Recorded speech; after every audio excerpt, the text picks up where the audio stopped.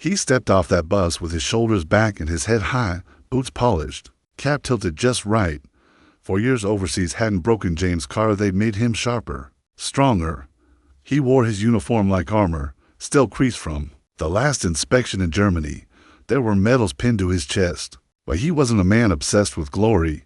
He just wanted to come home and finally be seen. Welcome to Injustice Browin. I'm Mark Joie. If you're new here, subscribe and stay with me, because this story is not just about the war overseas. It's about the one he came home to. And I want to hear from you. Comment below if your family has ever faced injustice. Hidden behind a smile or a handshake. It was 1946 and the war was over. America was parading victory, but not everyone got a seat at the table, especially not in a town like this, Talladega, Alabama. James had grown up here, played baseball barefoot in the fields behind the church, went to school in a one-room shack where the textbooks came 5 years late. The town hadn't changed much in 4 years. Same red clay, same tin-roof shops, same eyes watching him from behind glass doors. But James had changed. He wasn't just a son of Alabama anymore. He was Staff Sergeant James Carter of the 761st Tank Battalion, the Black Panthers. They called them a segregated unit that fought harder, smarter, and with more grit than most men in uniform. They helped liberate Europe. He'd watched Nazi flags fall. He'd driven tanks through villages where people wept with joy. He'd seen war at its ugliest and hope at its rawest. And now he was home, hoping to taste the freedom he'd fought for. First stop, the county records office. He had a deed in his name, 42 acres of farmland, his father's land, passed down to him before the war. He planned to build a house, grow something with his hands instead of holding a rifle. The G-bill promised education, housing loans, business grants. James had read the pamphlets. He believed in the promise. But the man behind the counter didn't even look up when James placed his papers down. Said there was a fire in the records office, 1944. Lot of things gone. Might be hard to prove ownership now, the clerk said. Then he smiled, but it wasn't warm. It was the kind of smile that said, you already know how this ends, don't you? James took his papers back, walked across town to the bank, uniform still pressed, medal still shining. He sat across from a loan officer who listened, nodded, then leaned back in his chair like he'd been through this before. We're not approving veterans' loans in this area yet, he said. Too risky. James blinked. Not approving. Loans for black veterans is what he wanted to say, but he didn't. Not in Talladega. Not in 1946. He just nodded, shook the man's hand, and walked out. Next came the courthouse. He brought everything: service records, discharge papers, his deed, and a letter of character from his commanding officer. He was told to wait. Hours passed. Eventually, a deputy came out. Didn't say a word, just shook his head, slow, like he was watching a dream with her in front of him. It hit James then. The uniform didn't matter. The medals didn't matter. The war didn't change his place in this country, it just paused it. At home, his mother cooked his favorite meal. Cornbread, black-eyed peas, collard greens with ham hock. They sat at the table like everything was normal, but she could see it in his eyes, that dull, quiet storm, that weight that follows a man who did everything right, but still ends up on the outside looking in. He said, they lost the deed, just like that, and she didn't ask who they were. She didn't need to, because she already knew.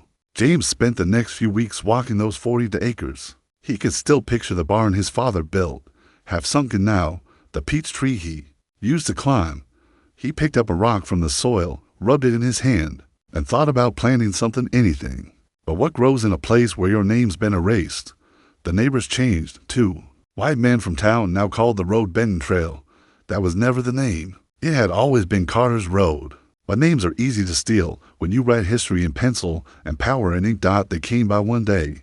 3 men in a dusty truck said they were surveying for a highway project. The way they said it didn't sound like a conversation, it sounded like a notice. James stood his ground, said, "This is my land." One of the men smirked and said, "That what they told you in Europe?" And that's when James finally understood. This wasn't a mistake. This wasn't a lost file, a burned record, or a slow loan system. This was something colder, something older. This was a machine of erasure, quiet, legal, and permanent. That night, James packed his uniform in a box, tied the medals in cloth, He didn't burn them. He didn't throw them away. He just put them in the attic up high, out of sight. He got work where he could. Construction, road crews, low pay, hard hands. Every now and then he'd see a new family move on old land he once called his own. They built nice homes, painted fences, planted flowers where his mother once hung laundry, and he said nothing, not out of fear, but because he knew the fight had changed. The war wasn't in Europe anymore. It was here, quiet, hidden behind paperwork and polite smiles, and this time there were no tanks to drive. But he never left, never ran. James Carter stayed in Talladega, raised his daughter in a rented house 3 streets away from the land that should have been hers. And every Sunday, he walked past that road, didn't look bitter, didn't curse under his breath, just looked straight ahead, because somehow, even with nothing left, he still carried himself like a man who owned something, and maybe he did. Maybe dignity was the one thing they couldn't take. The attic smelled like dust, wood, and something older. That deep kind of quiet that feels like it's holding a secret. Alana Carter didn't come up here often. It wasn't her place, really. Her mama didn't like to talk about old things. Said it was just junk from a life that ended before she was born. But Alana was curious. Always had been. She was home from college on break studying public policy, history, law. All the things that made her family raise their eyebrows and ask, "What you plan to do with that?" "Baby," she laughed it off. But deep down, she was trying to understand something about her people, about how things ended up the way they did, why her grandparents rented for so long, why they never spoke about the family land the way other families did, why, when she asked about her grandfather's time in the war, her mother would just say, "He came back different." So she climbed into the attic one summer afternoon, sweat on her back, a flashlight in her teeth, and started pulling boxes down. That's when she found it, first. It was the uniform, folded like someone meant to come back for it. Then the medals, then the letters, neat handwriting, careful words, written to his wife, to his mama, to someone named Percy who must have served beside him, and then a leather-bound folder. She opened it and stopped breathing. It was a land deed.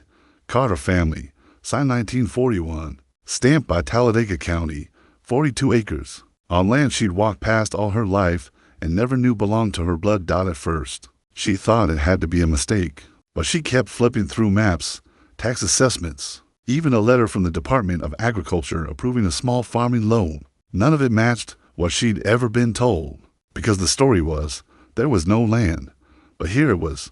She ran downstairs, document in hand, heart pounding, and showed her mama.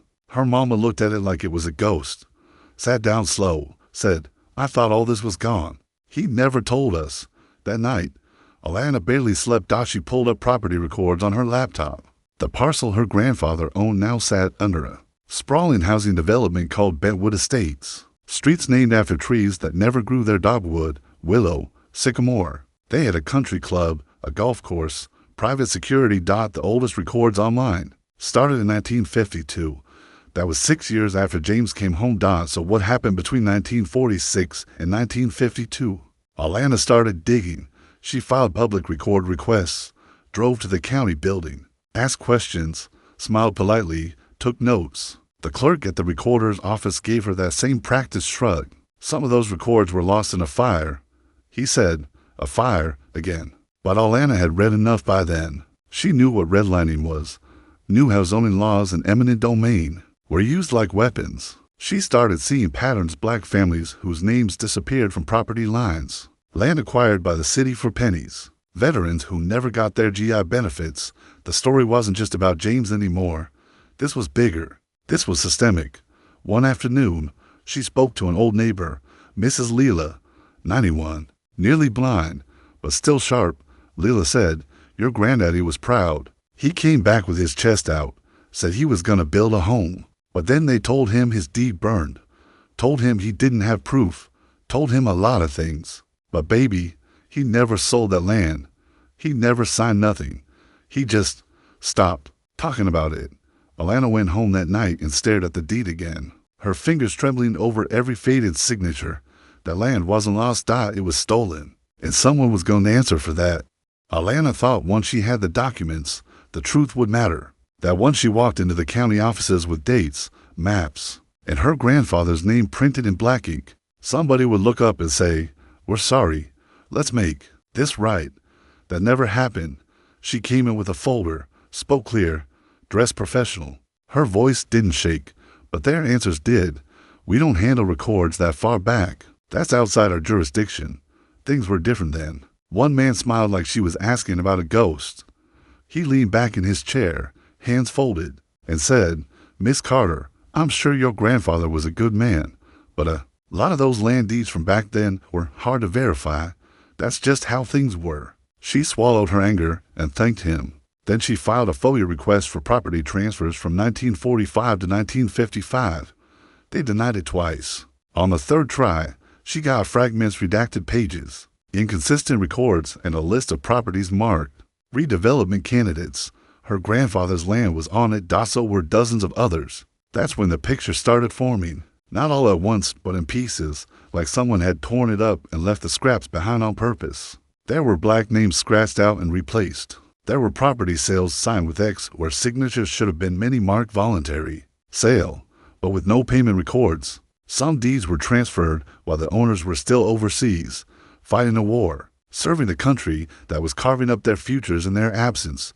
And it wasn't just James. There were farmers, carpenters, preachers, widows, soldiers, names she'd never heard before, all from neighborhoods long gone, pushed out in the name of progress. She found city plans from the late 40s labeled urban renewal. They drew highways straight through black communities. They built over churches, schools, homes that never made the papers. Not a single white-owned parcel in the same region was touched. Alana sat in her college dorm, floor covered in photocopies and maps, tears running down her cheeks. It wasn't just paperwork. It was a body count made of property lines. Nobody went to jail. Nobody lost a job. Nobody even said they were sorry. It was legal. That was the part that haunted her. Legal. Because power wrote the laws. Power moved the lines. Power changed the rules right before her grandfather stepped onto the field. They called it redevelopment. They called it progress. They called it necessary. But what it really was theft. A quiet war. No headlines. No tanks. Just meetings behind closed doors and pens scratching across documents that would never be seen again. She found one more thing, a letter buried in court archives from 1948. It was from a black veteran's widow. She wrote the county begging for help, said her husband had died believing the land would be there for their children, said she'd been told to move or face fines. Her words were small, polite, respectful. There was no response attached. Alana held the letter like it was her own grandmother's voice, and suddenly the grief came rushing in, not just for James but for all of them, for every story that never got told, for every acre stolen, every dream buried under someone else's foundation. This wasn't an accident. This was a blueprint, a system built to disappear people like James Carter. And now that Alana could see the whole picture, one thing was certain. She would not let it stay buried. Alana didn't bring the news like a revelation. She didn't storm in waving papers. She just came home one Sunday and laid the folder on the kitchen table. Her mother was rinsing greens. Her aunt had just arrived, still in church clothes. Gospel music hummed low on the radio. It was a normal day until at WAS and single quotes T. Alana opened the folder and said, "I think y'all need to read this." Her mother raised an eyebrow, wiped her hands, and sat down slow. Her aunt followed.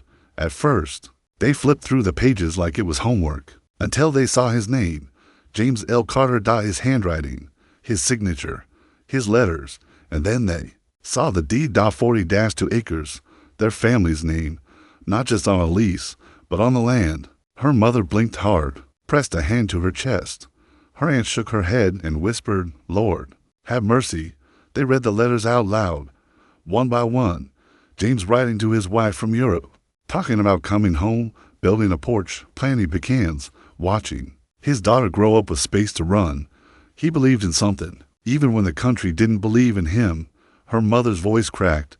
"He never told us. Not one word, and maybe that's what hurt the most. That he carried it all alone.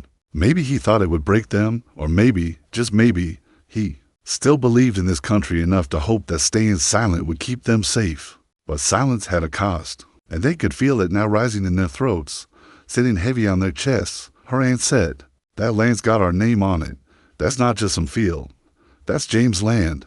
And from that moment on, they stopped calling it the house we grew up in. They called it what it always was, James' land. Something changed around that table, not with fire, not with shouting, but in the way grief turns into something you can hold, something you can pass on, the kind of strength that doesn't need permission to stand tall. Alana looked at the women who raised her and saw them differently now. They weren't just survivors of someone else's silence. They were keepers of a story that refused to die. They started pulling out old albums, piecing together memories, pictures of James in uniform, James holding his daughter, James fixing a fence, James sitting quiet on the porch he never owned, but still built with his hands. It was all there, the evidence, the truth, buried not in the soil, but in the silence between generations. They talked for hours, and when the sun dipped low and the room turned gold, her mother said something that stayed with Alana forever. I used to think we didn't come from much, but that's not true. We came from a man who had everything taken and still stayed kind, still raised us, still loved this country more than it loved him back. That night, Alana went outside, stood at the edge of the road. Bedwood Estates loomed in the distance, but she didn't look at the homes. She looked at the earth. She looked at what was underneath it, not just property, but proof that they belonged here, that they always had, and no matter what papers said, no matter what names were rewritten, that truth couldn't be paved over, not anymore. Alana didn't sleep much that fall. She spent her nights writing, digging, calling archives, scanning yellowed paper until her eyes stung. Her senior thesis wasn't about politics anymore. It was about her grandfather, about the land, about the lie. It was called The Soil Was Never Empty, Black Land Theft and the Silence of the State. She turned it in, and then she didn't stop. She wrote an op-ed, not polite, not bitter, just truth, sharpened and clear. It started like this. My grandfather came home from war a decorated soldier. He died a renter, and in between, this country erased him. It went viral. People shared it. Then news stations called, podcasts, journalists, and then the email started. A woman in Mississippi.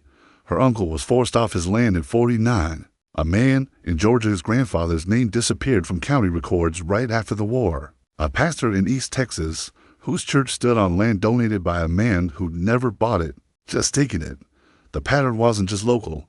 It was everywhere. And now it had a name. They started a coalition, Black Descendants of Stolen Land. They called it the 46 Project after the year James Carr came home to nothing. Lawyers joined.